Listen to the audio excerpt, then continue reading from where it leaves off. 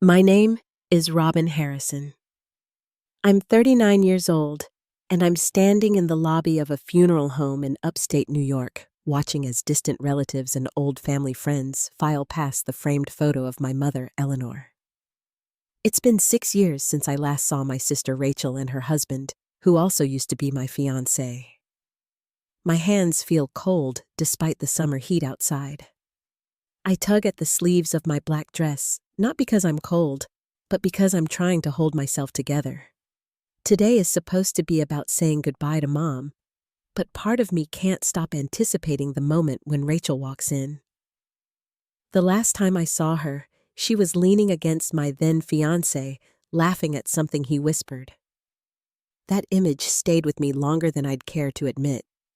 But now, after everything, I don't feel anger.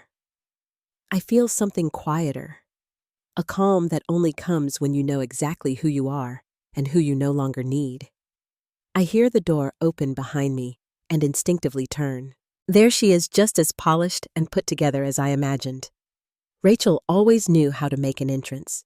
She's wearing a sleek black sheath dress, her diamond earrings catching the light, and her hand is hooked confidently around Nathan's arm. Nathan hasn't changed much. Still tall, still wearing suits like he was born in them, still pretending he's not uncomfortable in any room he walks into. His eyes sweep the space like he owns it, but when they land on me, there's a flicker barely visible, but I catch it. Something uncertain. I take a deep breath. This was bound to happen eventually. Funerals have a way of dragging everyone back under one roof, no matter how far apart we've drifted. As they approach, I can see Rachel's smirk. I'm sure she thinks she's won something.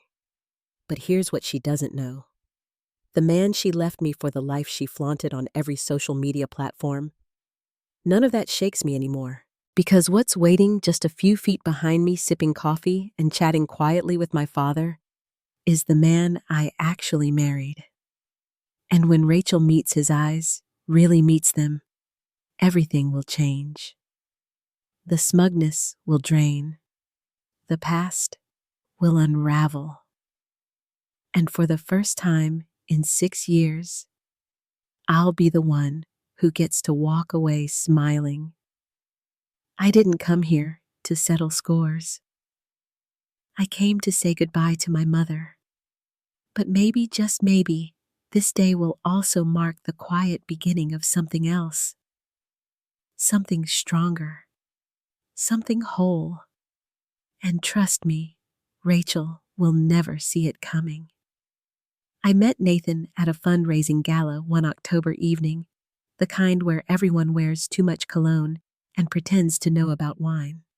I was standing near the silent auction table sipping champagne when he introduced himself with that smooth, practiced confidence that made you feel like you were the only person in the room. He was charming, polished, and had this subtle intensity that drew people in without trying too hard. He said he ran a tech investment firm and had just closed a deal that morning. But what struck me most wasn't the success, it was the way he made everything feel deliberate. Our first conversation stretched through dessert and into the valet line, and when he asked for my number, it felt like a natural conclusion rather than a bold ask. By the next week, we were on our first real date, a rooftop dinner in Manhattan with live jazz floating between candlelit tables. Nathan was good at making ordinary things feel extravagant. One weekend, he surprised me with a helicopter ride to a winery upstate just because I'd mentioned I'd never been to one. Another time, we skipped work on a Thursday and spent the entire day at the Met, walking through exhibits slowly like we had nowhere else to be. My mother adored him. She said he reminded her of my father when they first met, focused and composed, but unexpectedly tender. They hit it off quickly. He would bring her tulips when he came over, and she'd insist he stay for dinner, telling him stories from my childhood, as if she'd been waiting for this moment her whole life. It made me happy to see her so hopeful, especially since she'd worried I'd been too focused on my career for love. At the time, I thought she was right. After a year and a half of dating, Nathan proposed. It was a private dinner on a yacht he rented for the evening, just us, the city skyline, and a small jazz trio playing softly. He slipped a 5-carat diamond ring on my finger as I laughed through tears. It felt like everything I'd ever wanted was finally aligning, and I believed in that moment, without hesitation, that this was it. That I was safe. I called Mom the second I got home. She cried, then demanded every detail. Within days, she'd started assembling wedding inspiration boards like a woman on a mission. She said we should go big, that love like this deserved a celebration to match. And when she hugged me that week, she whispered that she could finally exhale, knowing I had someone like Nathan. My younger sister Rachel was thrilled when I asked her to be my maid of honor. We hadn't always been close. We'd fought over everything growing up, from clothes to attention. But in our 20s, we'd made peace. Or so I thought. She hugged me tight when I told her about the engagement and insisted on helping plan everything from dress fittings to flower arrangements. At first, it felt good to include her. She'd been single for a while and said it gave her joy to be a part of something beautiful. She even came to brunch with me and Mom, offering ideas for venues and color palettes. But every so often, I noticed how she'd light up around Nathan. Laugh a little too hard. She touched his arm when she talked. I brushed it off as her being friendly and bubbly. She'd always had that kind of energy.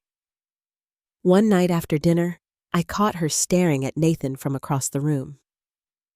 When our eyes met, she smiled and raised her wine glass like a toast, but something about the look lingered. I mentioned it to Mom later, laughing, but she didn't laugh back. She said Rachel had always wanted what I had, that I should be careful, not paranoid, just aware. I told her she was being dramatic. Rachel wouldn't do that to me. We were adults now, not teenage rivals. And besides, Nathan barely even noticed her. Or so I told myself. Looking back, I can't believe how much I didn't want to see. At first, I thought the distance between us was just stress. Planning a wedding, juggling careers, and dealing with family expectations, it made sense that Nathan might seem distracted. He started coming home later, saying meetings ran over, or clients needed emergency attention. I noticed his phone buzzed more often during dinner, and when I asked who it was, he'd give vague answers. Just work. Investors. He'd smile, but it didn't reach his eyes the way it used to. Our Friday date nights became hit or miss. Sometimes, he'd cancel last minute, claiming a product launch or a last-minute call with a partner. And when we were together, he wasn't really there. He'd stare past me during conversations or check his phone while I was talking. Once I laughed at a joke I made and he winced. Said my laugh was too loud for the restaurant. That small comment stuck with me more than I expected. The same laugh he used to say was contagious now and embarrassed him. It made me self-conscious. I stopped telling jokes. The week after he said my favorite blue dress washed me out. That I should try something more grown-up. That was the same dress he once said made me look radiant on our third date. Even the little rituals we had, like reading before bed, became points of tension. He'd groan about the lamplight, or say he couldn't sleep with the sound of pages turning. Meanwhile, Rachel was suddenly everywhere. She called constantly, asking about the wedding offering to help with vendors. She said it was her way of being the best maid of honor possible. I wanted to believe her. I really did. But something about the way she always knew Nathan's schedule, his preferences, his taste in wine and linens and cake, it felt too familiar. One afternoon, Nathan called and said he couldn't make the cake tasting. Said Rachel should go with me since she already knew what he liked. The words hit like ice water. How did she know his favorite cake better than I did? And why didn't that seem strange to him? Still, I went. I smiled. I pretended like everything was fine, that I wasn't falling apart piece by piece. A few days later, I found one of Rachel's earrings in Nathan's car while cleaning it out. A dangling silver one with a blue stone.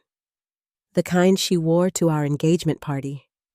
The kind our grandmother gave us when we turned 18. I showed it to Nathan that night, hoping foolishly that he'd be surprised. Instead, he barely blinked, said he gave her a ride to the florist. She lost the earring and had mentioned it. He was calm. Too calm. Like he'd rehearsed it. I called Rachel, and her story matched his. Word for word. She even laughed, said she'd been tearing her apartment apart looking for it. I didn't believe either of them, but I couldn't prove anything. Not yet. My mother noticed something was off during one of our lunches. She asked if I was okay. I smiled, lied, and said it was just wedding nerves. She paused, then gently said, I looked tired. Rachel seemed very invested in the wedding. Maybe too much. I shrugged it off. Told her Rachel just wanted me to be happy. Told her Nathan was under pressure. Told myself everything was fine. But it wasn't. I'd stopped sleeping through the night. My chest felt tight all the time. I cried in the shower where no one could hear me. I started second-guessing everything. Was I too busy with work? Had I neglected Nathan? Had I been blind? I even started therapy quietly, without telling anyone. I needed answers. I needed a lifeline. Nathan began suggesting we postpone the wedding. Said I seemed overwhelmed. Maybe we were rushing. His concern felt hollow, like a performance, but I clung to it anyway, because admitting the truth felt like free fall. I remember waking one night and finding his side of the bed empty, hearing his voice in the guest room, soft, urgent, saying not now, saying she'll hear us. I stayed frozen in bed. My heart didn't just break. It stopped trusting anything at all. I kept that earring in my purse for days. It felt like evidence, like the final piece in a puzzle I didn't want to solve. Every time I opened my bag and saw it, my stomach tightened. Nathan acted like nothing was wrong. He still kissed my cheek when he left for work. Still said he loved me. Still slept beside me like we weren't miles apart. But something about the way he touched me had changed. There was no warmth, just habit. One morning, while folding laundry, I found a receipt in his pocket from a boutique florist I'd never heard of. It wasn't from the wedding planner. The total was high, too high for just a bouquet. I told myself I was imagining things. Maybe he was surprising me. Maybe I was being paranoid. Then I remembered what he said when I found the earring, that he had driven Rachel to the florist. My fingers shook as I held that receipt. I couldn't stop replaying their matching stories. How they both said she lost it in his car. How they both said it meant nothing. That night, I lay beside him, eyes wide open, counting the seconds between his breaths. I didn't sleep at all. The next morning, I packed his favorite lunch and decided to take it to his office as a surprise. My dad called just as I was walking out the door. He asked if I was eating enough, said Mom was worried. I lied, told him I was fine, told him I was bringing Nathan lunch. I almost believed myself. When I reached Nathan's office building, the security guard waved me through without hesitation. I'd been there dozens of times before. The elevator ride to the 12th floor felt endless. My hands were sweating. My pulse was loud in my ears. Nathan's assistant, Margot, looked up from her desk and froze. Her eyes widened slightly. She stood up too fast. "Rebecca, we weren't expecting you today." Her voice was too high, too careful. "That's okay." I smiled, lifting the lunch bag. I just wanted to surprise him. Margot stepped in front of me, blocking the hallway. "Actually, he's in a meeting right now. He said no interruptions." Her eyes darted toward the closed office door, then back to me. I took one step to the side. She moved with me. My heart knew before my brain could catch up. Is he alone in there? She hesitated, just for a second. But it was enough. I walked past her fast. my heels loud against the tile. My hand shook as I grabbed the doorknob. I didn't knock. I pushed it open. What I saw didn't feel real at first. It felt like walking into someone else's nightmare. Nathan was leaning against his desk, his hands on Rachel's waist. Her arms were wrapped around his neck. They were kissing, deeply, familiar. For several long seconds, they didn't notice me. I stood there, frozen, the lunch bag still dangling from my fingers. My chest felt hollow. The door clicked shut behind me and they jumped apart. Rachel's skirt was pushed up. Nathan's tie was loose. Their faces mirrored mine shock, but for them, it was exposure. For me, it was confirmation. "Rebecca." Nathan straightened his tie voice, even almost bored. "This isn't what it looks like." Rachel didn't bother pretending. She looked me dead in the eye and said it just happened. Like that made it better. I looked at Nathan. "How long?" He glanced at Rachel, then back at me. His voice was calm. "For months. Since the engagement party, every part of my body screamed." I dropped the lunch bag. It landed with a dull thud. "I trusted you, both of you." Rachel looked away, but not for long. She said they hadn't meant for it to happen. Those feelings changed, that Nathan loved her now. "Don't call me Becca." The words scraped out of my throat. That nickname was hers. It felt like another betrayal. Nathan stepped back behind his desk like he was prepping for a business meeting. He said we could talk about this calmly, that I deserved honesty, that it wasn't what I thought. I laughed. It was short and bitter. Then I turned to leave. Nathan hit the intercom. "Margot, can you come in?" She entered quickly, eyes on the floor. He asked her to escort me out, said I was upset. I didn't wait. I walked past her without a word. My spine is straight. My stomach is in knots. The elevator ride down was silent. When the doors closed, I finally let the tears fall. I couldn't breathe. I had to grip the rail to stay upright. I made it to my car and sat there for 10 minutes, sobbing so hard I couldn't see. My hands wouldn't stop shaking. I called my mom. I couldn't form sentences, just noises. She and Dad arrived within the hour. They used their emergency key to get in. I was on the bathroom floor, curled up, still wearing the clothes I left on. My mom held me like she did when I was a child. My dad paced the apartment, fists clenched, muttering. Said he was going to kill Nathan. Said he'd never trusted him. The days that followed were a blur. Mom helped me cancel the wedding. Dad handled the deposits, the contracts, and the mess. I couldn't bear to do it myself. When I returned the ring, I didn't see Nathan. I left it with the doorman. I didn't want closure. I wanted it to be over. Rachel had already moved in. Her clothes were in his closet. Her photos were on his nightstand. It was like I never existed. The final blow came in an email. Nathan listed our shared items like a business transaction. Said Rachel had helped him catalog everything. The detachment in his words hurt more than I expected. Friends were divided. Some reached out, others didn't. A few admitted they'd noticed something between Rachel and Nathan but didn't want to get involved. I felt humiliated, erased, disposable. My mom became my anchor.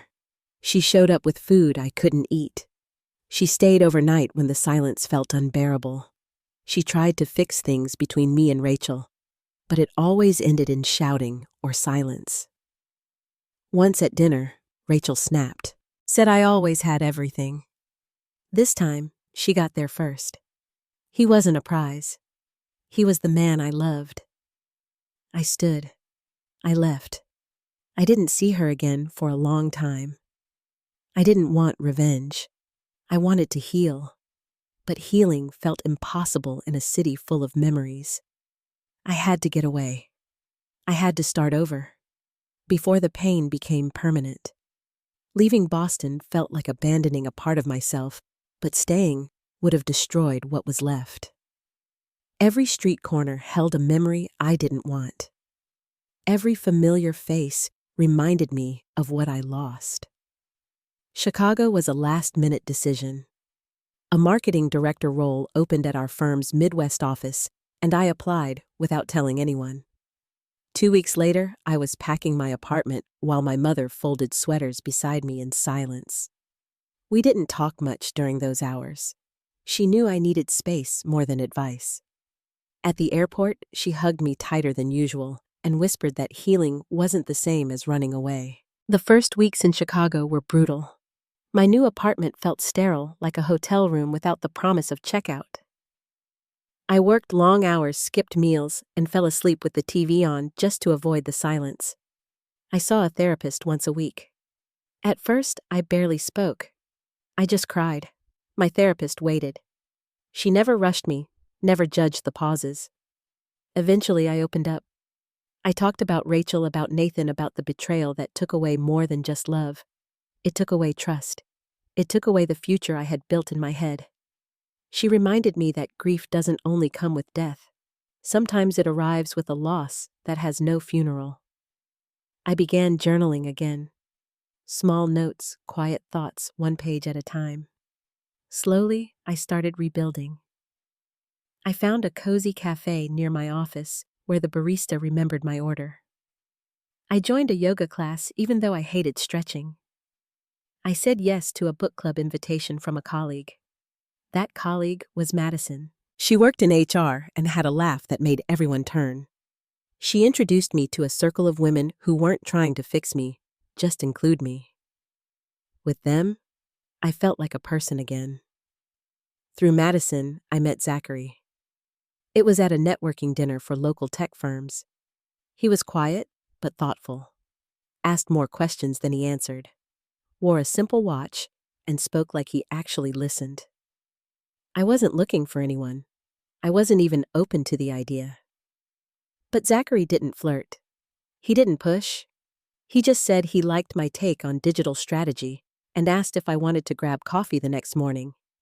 That coffee became a series of lunches, then long email exchanges, the end conversations that spilled over from work into life. I didn't tell him about Nathan, not at first. I just let myself enjoy the silence between us, the kind that didn't feel awkward, the kind that felt safe. Zachary never tried to fix me. He just stood nearby, steady and warm, like a place to lean if I needed. For the first time in months, I started to believe I could trust someone again. Maybe even myself. Healing didn't happen all at once, but somewhere in those long walks by the lake and quiet dinners with Madison and new faces who didn't know my past, I felt something shift. A softness where the sharp edges used to be. Chicago gave me space. Zachary gave me stillness, and I began to give myself permission to hope again. Not in fairy tales, but in something real, something earned, something new. Zachary and I didn't fall in love. We stepped into it slowly, like walking into the ocean, 1 inch at a time. There was no grand declaration, no whirlwind romance, just a steady unfolding.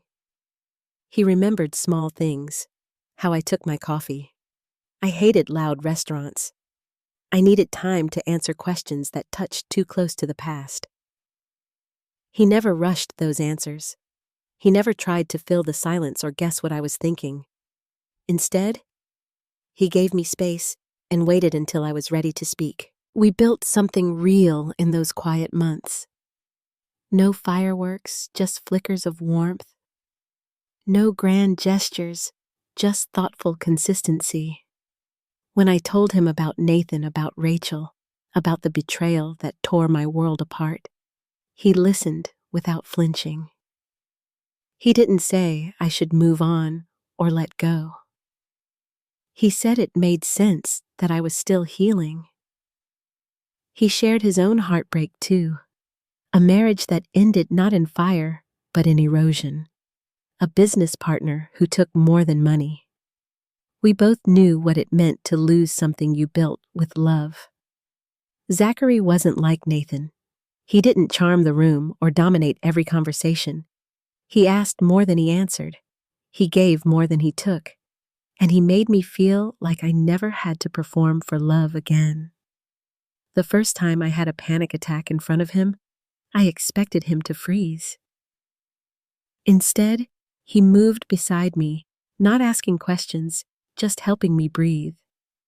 He made me feel safe without ever saying the word. By the time he asked me to dinner at a place with no connection to work, I said yes without fear. I wore a dress I liked, not one I thought someone else would like on me. That night, we laughed over pasta, talked about books, and sat on a park bench until my heels hurt. I hadn't felt that kind of ease in years. I hadn't realized how much I missed it. One evening, almost a year into knowing him, we visited the Chicago Botanic Garden. It was quiet, just the two of us, walking through a path lined with roses. He stopped beneath a trellis and took both my hands. He didn't kneel right away. He just looked at me and said, being with me was the greatest gift of his life, that he didn't need an answer today or even tomorrow. Just that I knew he was ready whenever I was. Then he pulled out a simple ring, an emerald, not a diamond, understated honest and quietly beautiful. Just like him. I said yes, not because I wanted to prove anything, but for the first time, I felt truly ready to love again. On my terms. With someone who saw all of me and stayed. The morning of my mother's funeral was quiet and gray, the kind of weather that felt appropriate. I stood in front of the mirror in my childhood bedroom, adjusting the collar of my dress, wondering how I'd get through the day. Zachary appeared behind me, calm as always, and placed his hands on my shoulders. Whatever happens today, he said, I'm right beside you. I met his eyes in the mirror and nodded. Just knowing he was there steadied me. Downstairs, my father sat at the kitchen table staring at his untouched coffee. Grief had hollowed him. He looked smaller somehow, like losing Mom had taken more than her presence. The funeral home was already filling with people by the time we arrived. Family, neighbors, friends from Mom's church, even former co-workers. I stayed close to my father, greeting everyone with polite smiles, while Zachary moved with quiet grace beside us. Then I saw them, Rachel and Nathan, walking in like they owned the room. Rachel wore an elegant black dress that fit too perfectly for coincidence. Her hair was flawless, her makeup bold. Nathan had that same smug professionalism polished to a shine, but his eyes darted too quickly around the room. They stopped to speak with a few people, Rachel laughing softly as she clutched Nathan's arm. Then she made her way toward us, her steps deliberate. She greeted my father first, offering a hug he barely returned. Then she turned to me. Her smile was tight eyes, scanning me from head to toe. You look tired, she said. Grief does that. I gave her nothing, just a small nod. Nathan murmured his condolences, barely meeting my gaze. Zachary had stepped away for a moment to speak with the funeral director. Rachel seized the opportunity. We should talk, she whispered, nodding toward a side room. I followed not because I wanted to, but because I didn't trust her not to make a scene in front of guests. Inside the room was quiet, filled only with soft lighting and a box of tissues on a table. Rachel took a seat and crossed her legs. Her diamond ring flashed. She talked about their new house on the Cape, a potential nursery, and Nathan's company acquiring 2 new startups.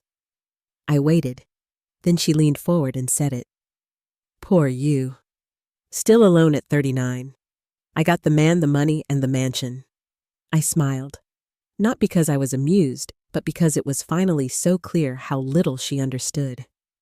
Have you met my husband yet? She blinked. Husband Zachary? I said, opening the door and motioning for him to come in. He was waiting just outside like he knew I might need him. When he entered, Nathan appeared from the hallway. Their eyes met. The air shifted. Foster Nathan said, and his voice cracked just slightly. Reynolds Zachary answered, his tone measured but cool. Been a while. 7 years, give or take. Since that funding round in San Francisco, I added casually. The one you lost. Nathan's jaw clenched. Rachel looked from one man to the other, confused. Zachary Foster? As in Foster Capital. The same? Zachary said. Rebecca and I met at a tech conference. Small world, huh? Nathan tried to recover. We should catch up sometime. Maybe talk about collaboration. My husband smiled politely. My schedule's full, but my office is always open. A funeral director poked his head in, announcing that the service was about to begin. We stepped back into the main room, whispers already swirling. People in those circles knew both names, and they knew the history. We returned to our seats. Rachel and Nathan trailed behind quiet now. My father sat between me and Zachary, but I could feel Rachel's eyes on me from across the aisle. There was no need for more words. That moment in the side room said everything. She'd wanted to hurt me again, to remind me of what she thought she'd taken. But what she didn't realize was that I had built something better. Not louder, not flashier, just stronger, real. And in that silence, when Nathan couldn't even hold eye contact, I knew I had already won. Not out of revenge, but because I was finally completely free. The day after the funeral, Zachary flew back to Chicago for a board meeting, and I stayed behind to help Dad sort through Mom's things. The house felt quieter without her, like something essential had been unplugged. Late that afternoon, the doorbell rang. It was Rachel standing alone on the porch, dressed in jeans and a sweater instead of designer black. Her makeup was gone, and for the first time in years, she looked like someone I might have once known. I opened the door, unsure why. We sat in the kitchen without saying much. I poured coffee. She wrapped her hands around the mug but didn't drink. The silence stretched. Then she spoke. I'm miserable, Robin. She didn't cry right away. The words came out flat at first, like she was admitting something she hadn't even told herself until now. She talked about Nathan, how he changed after they married. He checked her texts, monitored every purchase, and questioned her when she stayed late at work. The vacations were on credit. The house was mortgaged to the hilt. The company was struggling. She said she stayed because she didn't know how to undo what she had done, that she couldn't face being wrong after ruining everything between us. And there was a prenup. If she left, she'd have nothing. I listened. I didn't interrupt. Part of me still wanted to scream, but another part, the one that had spent months in therapy, understood what it meant to be stuck in a life you built on lies and couldn't bear to live in. I pushed Mom's journal across the table. She read in silence, flipping through the pages, stopping when she saw her name. The last entry mentioned us both. Mom had written that her greatest sadness wasn't dying. It was leaving her daughters broken. Rachel wiped her face, said she'd hated herself for a long time, that every time Mom mentioned me, her guilt twisted tighter. She'd started seeing a lawyer. She was planning to leave Nathan. Soon. I didn't say I forgave her. I wasn't there yet. But I told her the truth that part of me still hurt, and probably always would. But another part was tired of carrying it. We spent the next hour looking through old photo albums. She told stories I had forgotten. We remembered how Mom left notes in our lunch boxes. She made cookies in separate batches so we wouldn't fight. When she left that night, we hugged. Not tightly, not like sisters yet, but enough. Enough to call it a beginning. 6 months after the funeral, I found out I was pregnant. I sat on the edge of the tub with the test in my hand, shaking, crying, laughing all at once. Zachary came in and dropped to his knees beside me, holding my face like it was something fragile and priceless. We had tried for so long, hoping, but never certain. And now, in this quiet moment, It felt like everything had come full circle. The joy was overwhelming, but so was the ache that my mother wouldn't be here to see it. I walked into the nursery later that week, still half-painted sunlight warming the walls. I whispered the news to the empty room, hoping somehow she could hear me. In that moment, I understood what she meant when she said forgiveness was for the living. Life doesn't follow a perfect line. Sometimes it detours through heartbreak, betrayal, and silence before leading you back to something whole. And sometimes what you thought was an ending is just the start of everything beautiful.